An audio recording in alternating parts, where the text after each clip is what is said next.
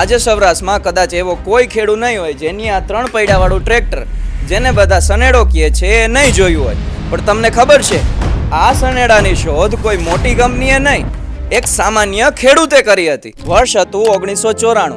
સૌરાષ્ટ્રમાં વારંવાર દુષ્કાળ પડતો હતો, બળદને રાખવાનો ખર્ચ વધી રહ્યો હતો અને મજૂરો પણ સરળતાથી મળતા નહોતા. એક દિવસ એક ખેડૂતે મનસુખભાઈ જગાણીને કહ્યું કે આ બળદનો કોઈ સસ્તો અને સરળ વિકલ્પ હોવો જોઈએ.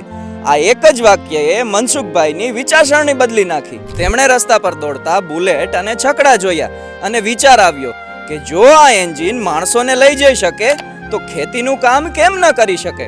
પછી તેમણે બુલેટ મોટરસાયકલનું પાછળનું વ્હીલ કાઢી તેની જગ્યાએ 2 વ્હીલવાળી ફ્રેમ લગાડી અને પાછળની સાઈડ ખેતીના વિવિધ ઓજારો જોડવા માટેની વ્યવસ્થા બનાવી.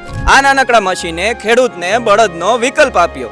ઓછા ખર્ચે ખેડ, વાવણી, નિંદામણ અને બીજા ખેતીના અનેક કામો શક્ય બન્યા.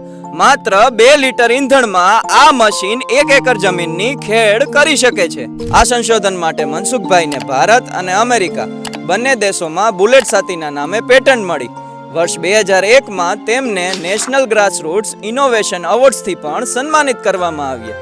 દુનિયા કહે છે કે શોધ લેબોરેટરીમાં અને મોટી કંપનીઓના રિસર્ચ સેન્ટરમાં થાય છે, પણ ઇતિહાસ સાબિત કરે છે કે ઘણી ક્રાંતિઓની શરૂઆત ખેડૂતના ખેતરેથી જ થાય છે. તમારી પાસે સનેડો હોય તો કમેન્ટ કરો અને આવા ને આવા વિડીયો જોવા માટે આ પેજને ફોલો કરો.